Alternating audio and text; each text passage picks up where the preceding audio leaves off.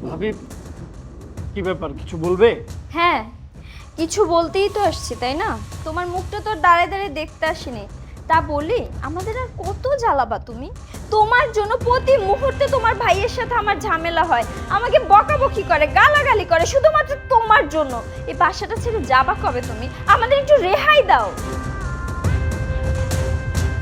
ভাবি, এটা তুমি কি বলছো? আমার জন্য তোমাদের মধ্যে ঝামেলা হচ্ছে? হ্যাঁ হচ্ছে। কেন তুমি বোঝো না? আমি সব সময় শুনছি হাজবেন্ড বা ওয়াইফের মধ্যে কেউ যদি পরকীয়া করে তাহলে তাদের সম্পর্ক খারাপ হয়, তৃতীয় ব্যক্তি যদি ঢোকে তাহলে সম্পর্ক খারাপ হয়। আমাদের মধ্যে তৃতীয় ব্যক্তি নেই বা আমরা কেউ পরকীয়াও করি না। তোমার ভাই আর আমরা দুইজনই সম্পর্কের ব্যাপারে খুবই লয়াল, কিন্তু আমাদের মধ্যে একজন তৃতীয় ব্যক্তি আছে। সেটা কি জানো? সেটা হচ্ছে তুমি। তোমার জন্য সবসময় আমাদের সংসারটা অশান্তি হয়, আমরা একটা মিনিটও শান্তি পাই না। হৃদয় প্লিজ, আমি তোমাকে হাত জোর করে অনুরোধ করছি, তুমি আমাদের বাসা থেকে চলে যাও।